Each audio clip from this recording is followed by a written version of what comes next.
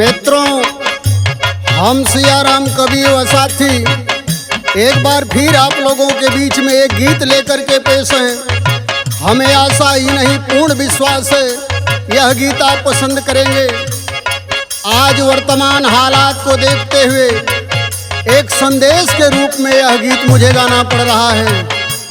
दुनिया में सब कुछ कर लीजिए, लेकिन याद रहे भूल से भी यह गलती न होने पावे जो मैं गीत में गाने जा रहा हूँ। कैसे मास्टर?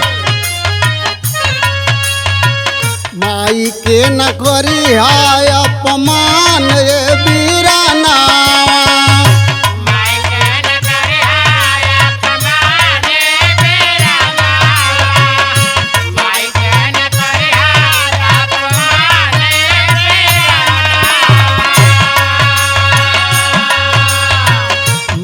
के न करी हाय अपमान ये बीराना,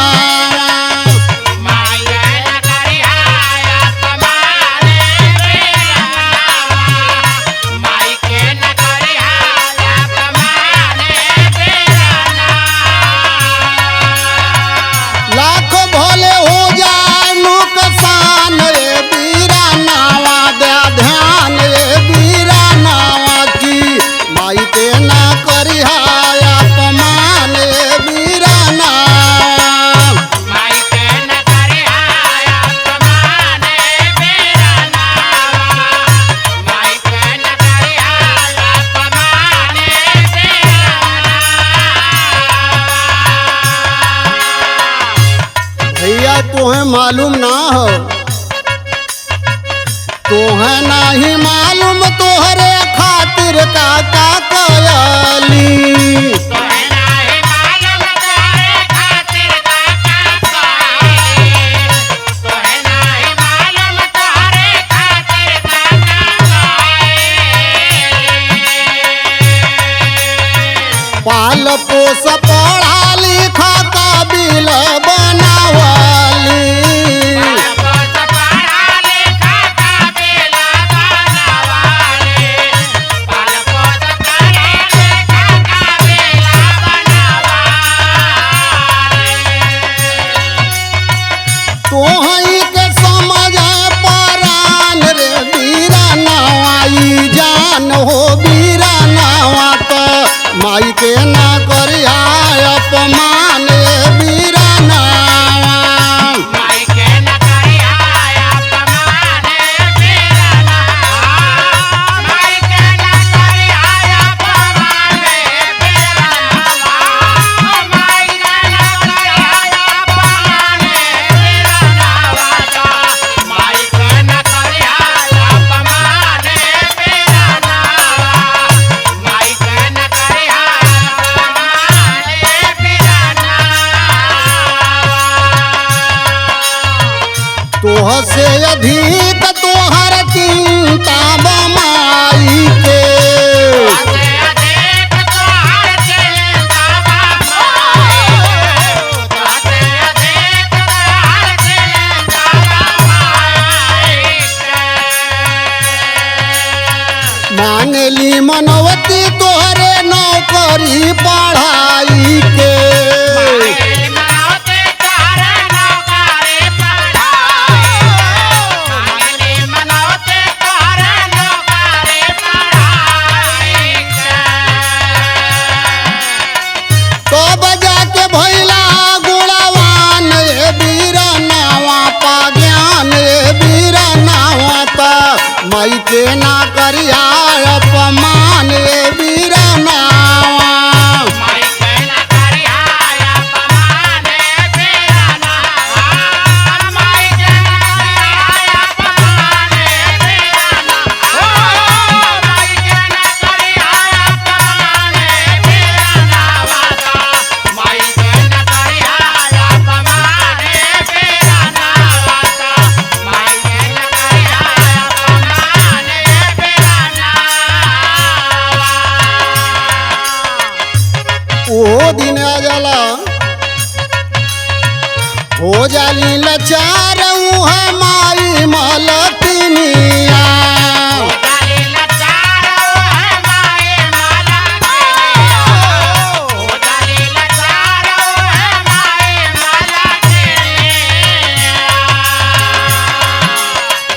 आए दिन सतावा जब तोहारी दुल्हनिया।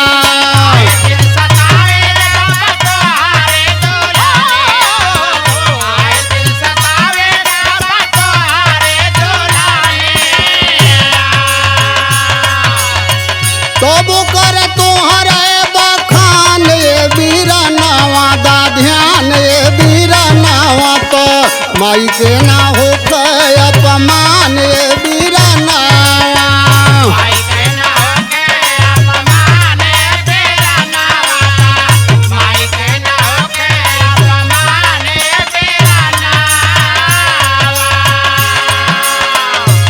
याद रहे मित्रों, कहने में मैं बहुत दुखी हूँ। जो माँ इतना करती है हमारे आपके लिए, वो दिन भी हम आप ला देते हैं अपने माँ के सामने।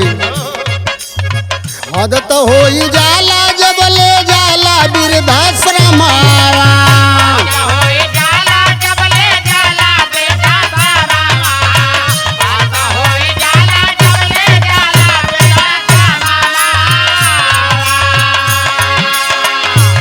आप माँ को वृद्धाश्रम छोड़ने जाते हैं माई, तब वो आशीष तो है देली हर छनावा।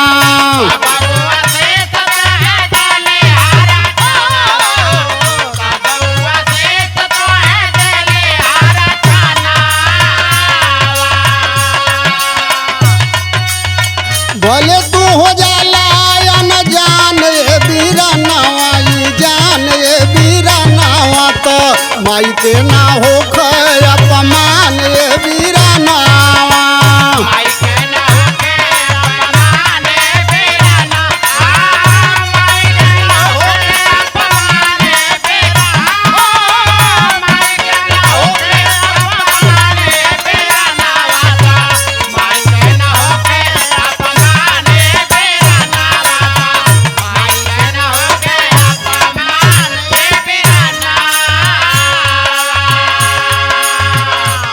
आखिरी लाइन है गीत की, हम मंदिर जाते हैं जिस भगवान की पूजा करने के लिए, ध्यान देने वाली बात है कि वो भगवान क्या किए। मनल सिया राम माई बाबू कह कहानावा।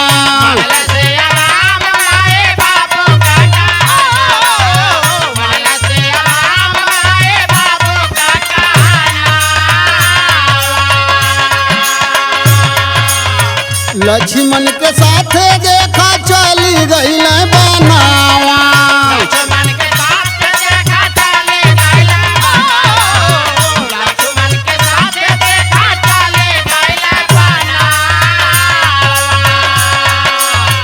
तब ऊ कहाला भगवान ये बीरनावा दा ध्यान ये बीरनावा तो माई के ना हो अपमान।